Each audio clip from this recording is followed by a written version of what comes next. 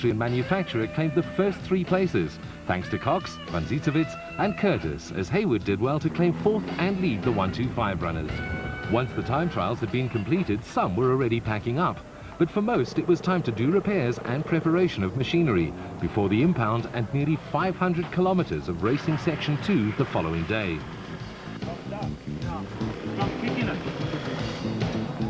How does one become the king of the mountain? We asked 7-time winner Alfie Cox for his recipe.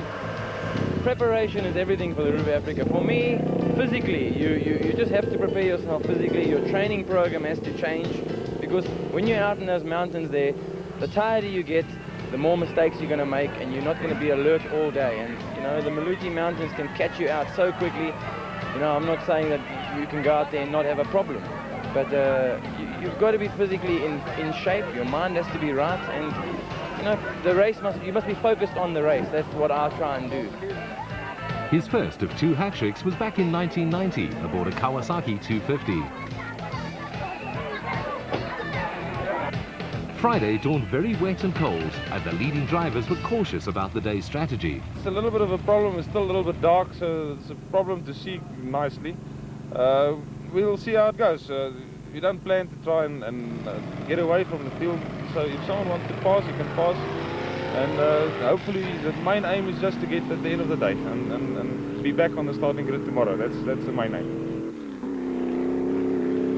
Yeah, the conditions have changed unbelievably. It's been raining the whole night. It's going to be an absolute mud bath out there. We've changed our tyres, but whether that's going to help, I don't know. I think they might have to shorten the route or even cancel some of the parts, or maybe even abandon the race at a later stage, because I think it's going to be impossible possibly. But if it clears up, there's a good chance it'll carry on. Roof legend Francis Tucker was an interested spectator and could have felt sorry for the job Marius Bahrain had at hand. Driving a single-seater in these conditions is not an easy task, and no one envied him. With his misfire cured and electrics well waterproofed, Reinecker set off into the gloom ahead of teammate Kasi Coetzee. It wasn't long before the Land Cruiser, with its 4-wheel drive advantage, began to haul in the Space Frame Specials category contenders, whose crews were already wet and cold.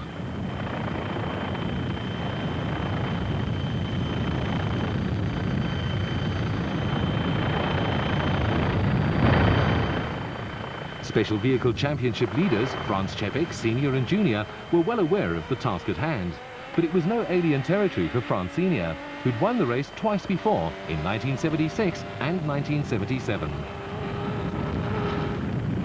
Nardus Alberts and Peter Mathieu were still chasing their first Roof of Africa victory. Each year, the local populace must surely cast doubts about the sanity of these men who come to chase each other through their mountains. Life is no easier aboard a quad, but at least their machines are more manageable than their 2-ton counterparts. Vickers van Deventer and Kevin Pereira led the quad field into 424 kilometers of mud, rivers and rocks. Why am I doing this? A question written on many faces at the start. The Ulysses, or Veteran Brigade, must have wondered why they bothered getting out of bed so early on such a miserable day. But maybe the German riders would feel more at home in these conditions.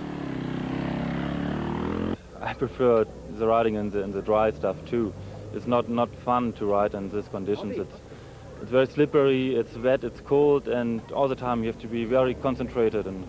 But we are more used to it than Alfie and his friends, so I think it's not so bad for us. By the time the bike frontrunners lined up for their start, the rain was heavier, and there was no sign of any respite as Van Zietsewitz went chasing after Alfie Cox.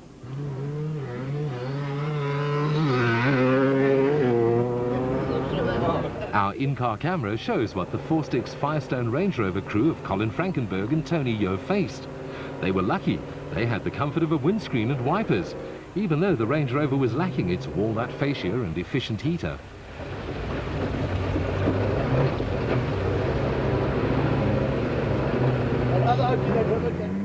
Roads, if you can call them that, are narrow in Lesotho, and it was a case of follow the leader rather than stray onto the grass, which could turn into a quagmire at any moment.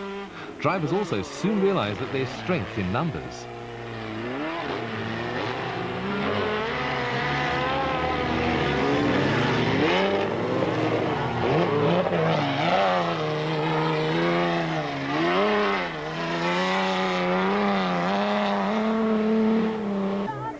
Vickers van Deventer on the Jojo Tanks Yamaha showed the skill that won him the 1996 SA Championship.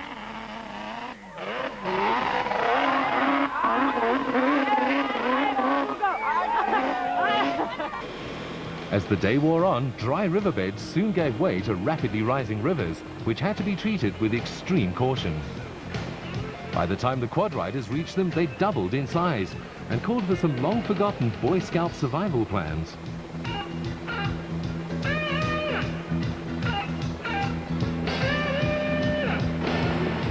Lesotho Office Equipment Honda rider Graham McLaughlin had a lucky escape when he was washed under a stranded car competitor and had to be winched ashore. Yuri Human Sr. was competing in the veterans class and his KTM's engine gulped in litres of muddy water which needed to be pumped out. The leading bikers soon realised that there was safety in numbers and teamed up to carry bikes across the muddy torrents. Suddenly, it was us against the elements, and no thoughts of KTM versus Honda or Kawasaki.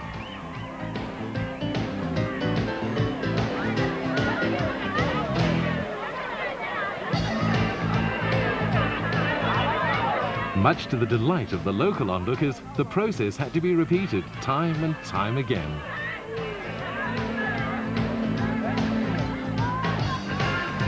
The look on Lance Trethui's bloody face says it all. Once everybody got across, it was time to race again.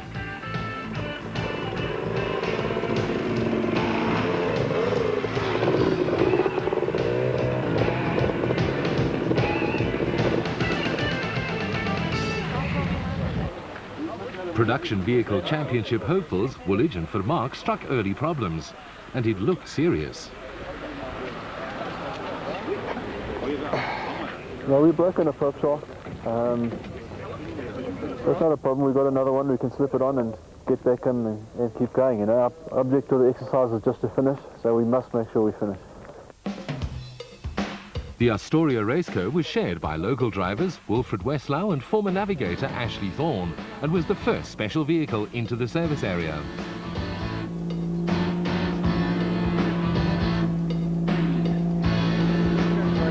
Wilfred, conditions not very good out there. A little bit wet, I would say, a little bit muddy, and the rivers are deep. How did you get through there? By luck, I would tell you. Yes.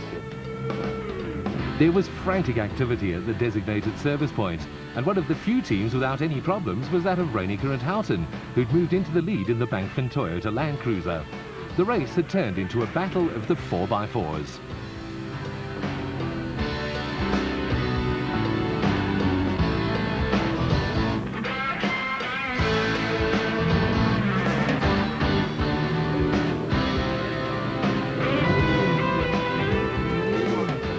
Conditions like out there? Extreme wet and muddy, unbelievable.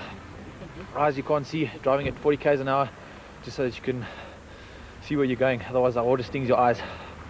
Frans, you seem to be struggling. Eyes again like it was at Sun City, was it? Yeah, same thing. I don't think we're going to be able to carry on. Ice killing. And the road conditions? Terrible. Absolutely terrible. You can't turn the road. Navigators in the special vehicles had the added problem of wet route schedules, and almost all of the special's occupants needed attention to their eyes.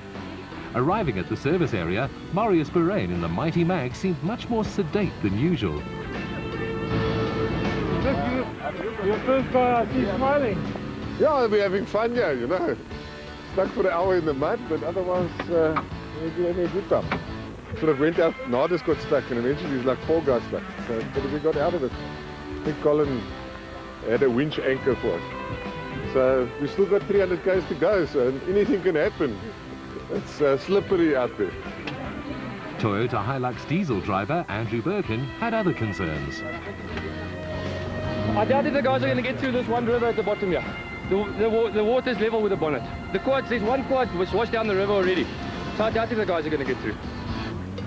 After a brief respite, it was back into battle for Reinecker and Houghton, followed by the Birkins in their 2.8 diesel turbo Toyota Hilux. Clinging mud acts as grinding paste, and without exception, each service crew was kept busy.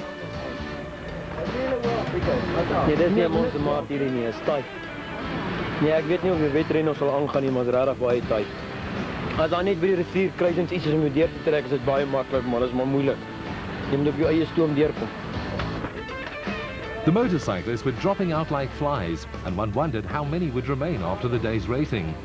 Service crews who normally do routine jobs like refueling were kept busy doing running repairs to keep their riders in the race. The KTM Gore-Tex team were lucky to have Ralph NICOLAI, a former assistant clerk of the course, as a team member. This must be the worst that you've seen Lesotho. Yes, and the worst I've seen on the roof. I mean, I've been involved with the roofs now since 85. 88 was bad. I know that we had the rain and the snow, the guys had to ride through rivers like this. But today it has been hell. I mean, it's just unbelievable. We have done 180 k's now, and we've just been swimming basically with the bikes through the rivers. And the only reason that all of us made it up here is because we do it as a team. When we cross the river one by one, carrying actually the bikes on our shoulders across the rivers. And just, that's the only reason that we are here. Otherwise, no chance that we could have made it to this point. With conditions deteriorating, clerk of the course Peter Luck had no option but to cancel the rest of the route. The car field was reduced to only 8 competitors, with four-wheel drive definitely a requirement. Geprobeer het om deur te kom, want die riviere vloei, alles is vol water. Ons het meer as een keer laat Robin afklim, laat ons sien hoe diep die water is, om precies te zien waar om deur te gaan. Anders denk ek, as jy nie weet waar jy deur die rivier gaan, sit jy net eenvoudig vas. Cox's hopes of his 8th win were dashed when his bike was washed away, and 22 bikes were left to join the 8 surviving cars. It's been a long day out there. It's been rain and mud the whole way. The rivers have been a problem from the start. There's a lot of teamwork this morning. The guys are helping each other through the rivers. If the guys didn't do that, there's no way we could have crossed all those rivers. And the last 2 sections have been actually been quite nice. The sun started to dry things up a little bit, and it's made it much better. Only 3 of the quad riders were left after what was described as the toughest day ever in the roof's 30-year history. Richard Schilling has been racing the roof for over 20 years and boasts a hat-trick of wins in the early 90s.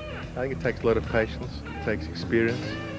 You've got to be determined, you must never give up. More so than anything else, the preparation of the vehicle beforehand. Those are important mechanical elements. The other element that's very important is teamwork. I've been very fortunate in that I've always had very, very good guys with me. First time I won it was with my partner Fred Levesque, then with Robbie Walk, and then with the Masutu Ashley Thorne, who when we finished doing single seaters this year, we're going to go back racing together next year. Teamwork is an important aspect. Day 3 saw a big improvement in the weather,